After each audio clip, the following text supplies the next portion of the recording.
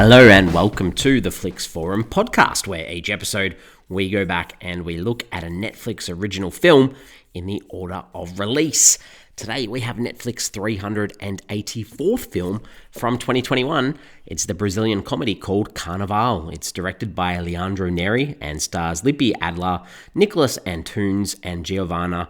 Cordeiro. I'm Jesse, I'm your host.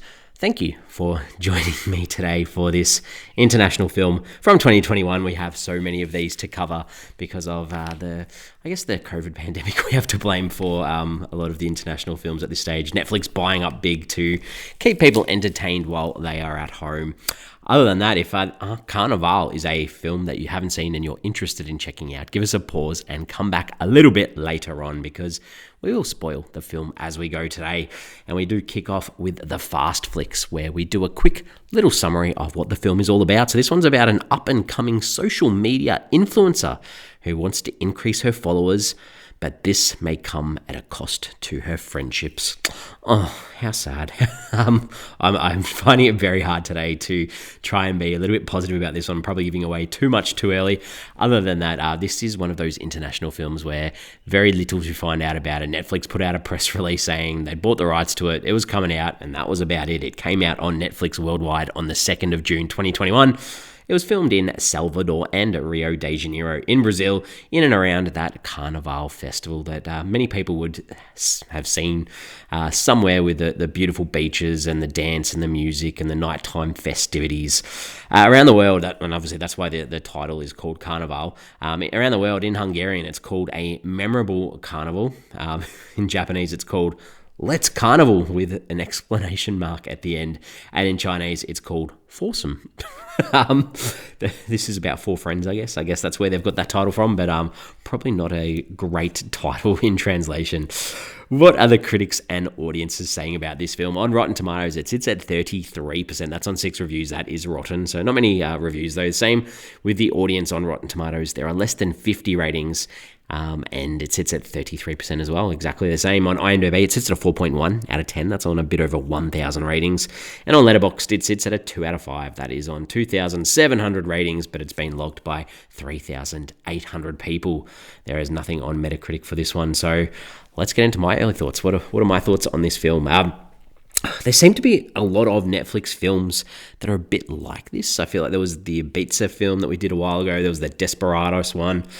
I reckon there's another one I can't think of, but this one, it's not worth your time. Give it a skip because it's literally stereotypes running around in a beautiful location with no character development or any real message to hold on to. So, sorry, I'm going to give this one a bit of a whack as we go. So stick with us. Let's talk about the characters. So as sort of mentioned in the Chinese translation, this is about four friends. So we'll start off with our main protagonist. Our main character is Nina.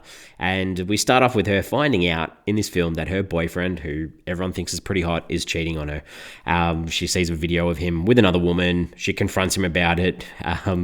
She becomes a meme because of her reaction to him, but then uses her social media connections to get a trip to the Carnaval in Salvador with her friends to sort of move on. The film, I guess, is meant to be her journey from a nobody on social media to a somebody while learning that friends are important. But the whole idea of the film feels undersold. Like it just doesn't land. Let's talk about her friend. So Mayra is her BFF, I guess, or her best friend.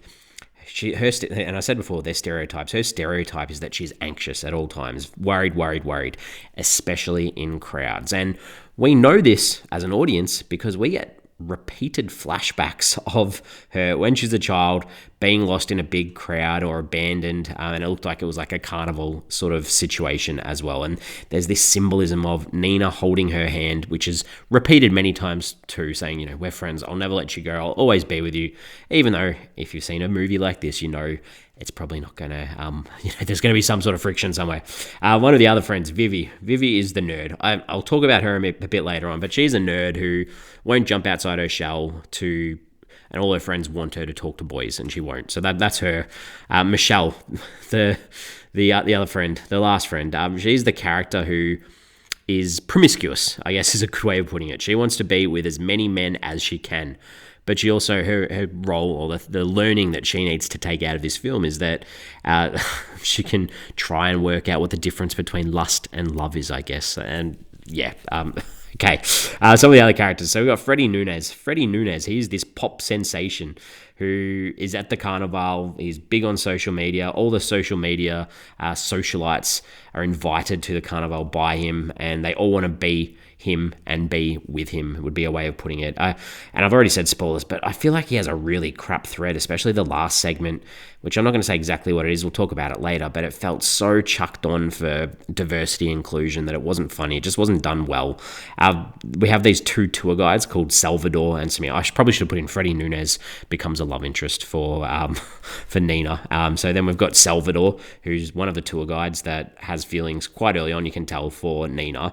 And Samir is the other one who has hots for the nerdy one, Vivi. And I guess that's all they're there for. They're both just ripped for no reason other than being ripped and being there to be eye candy for the girls. Luana, this is the last character I'll talk about. She's Nina's social media idol, and she is so far up herself it isn't funny, and she does not have any redemption or redeeming qualities whatsoever in this film. All right, let's talk about the director, Leandro Neri. 16 directing credits, film, TV, all look to be in Portuguese. Let's move into the scenes. Let's talk about the scenes. What happened in this film? What stood out? What didn't work? There are a few things that I'll talk about that I didn't mind. So to start off with, Salvador, the tour guide, he takes the girls. Well, he thought he was just going to be taking Nina, but she invites all her friends along too because they're such good friends. But he takes the girls on a tour of his hometown, which is also called Salvador.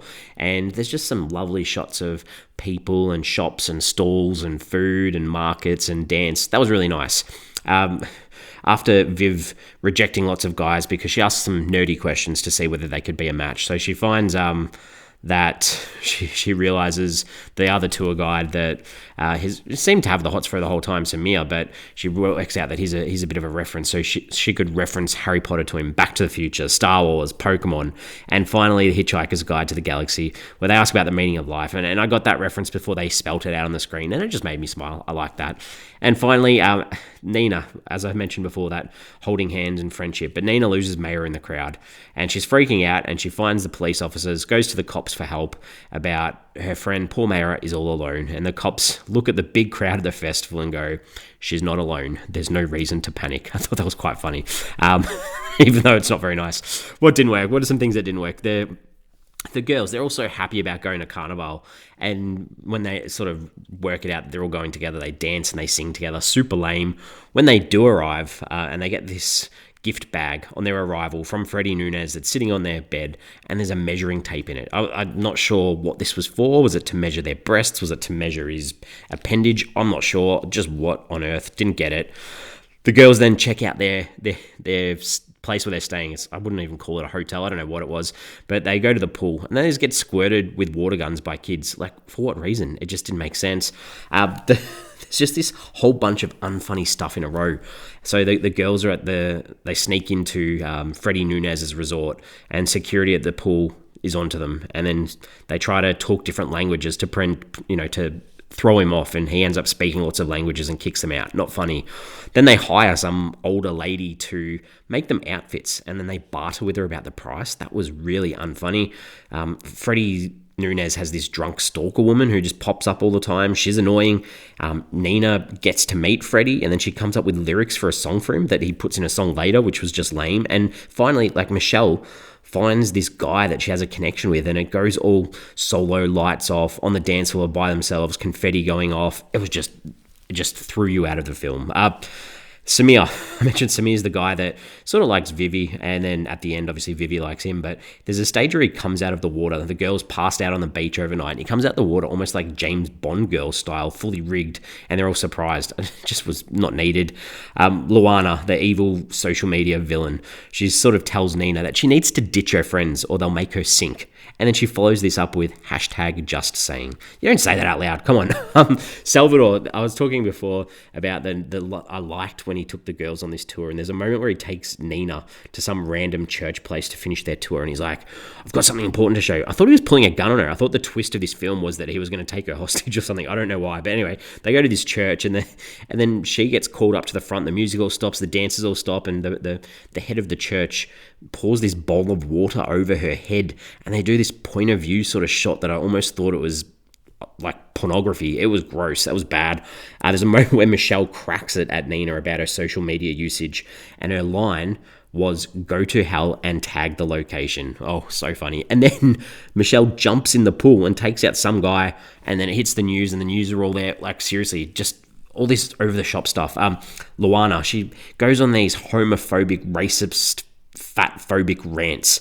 One of these would have been enough to show that she's a bad character, but they went back another 2 times. And then later, to sort of redeem her behavior, she finds Nina and shows her a photo of her school friendship group that had colored people in it. So that just sort of makes it all right that she actually has friends that are like, come on, rubbish. And then finally, Nina, she walks in on Freddie and his manager. I mentioned this before in his character development. It just felt so tokenistic and such a cop-out. I did not like that at all because it just did not feel like a part of his character that we'd seen throughout the whole film.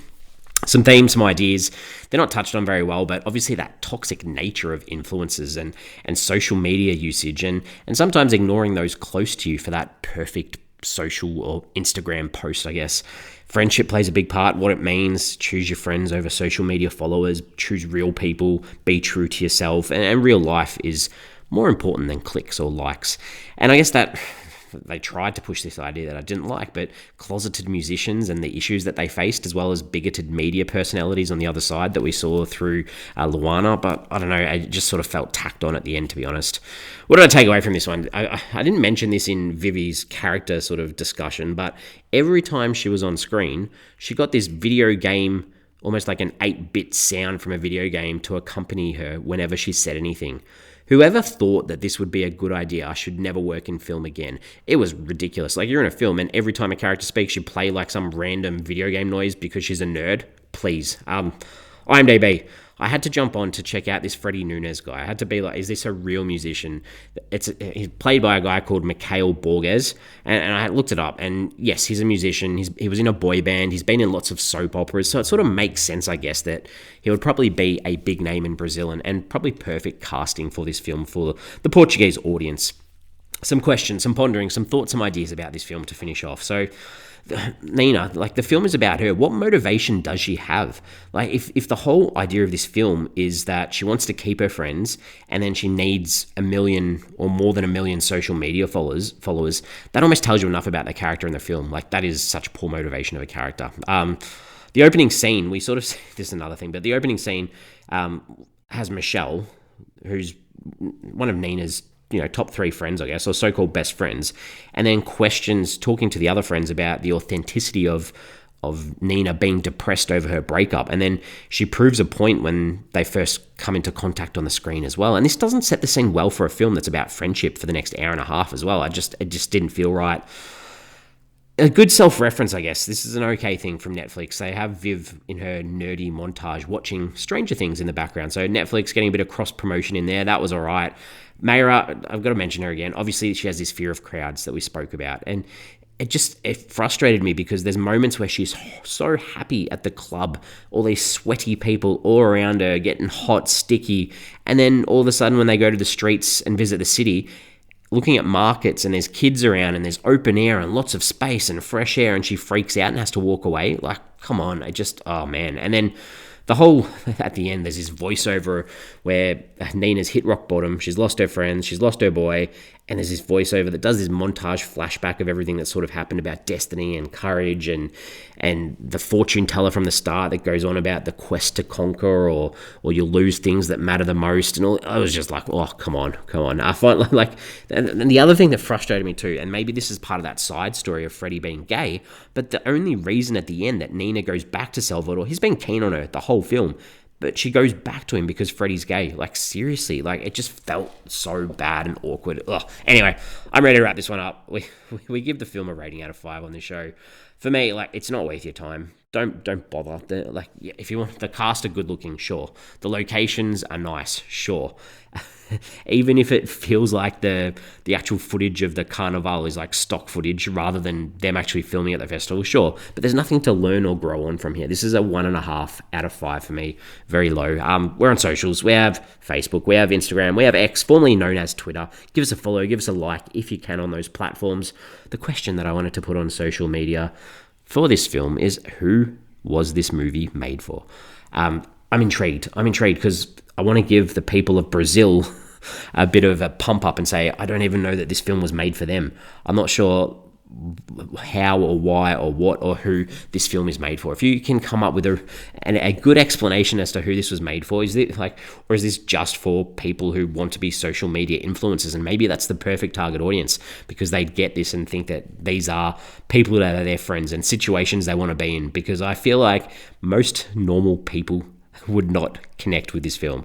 Other than that, we are back next week. We are back next week with another international film from 2021. It's the Swedish comedy drama called Dancing Queens.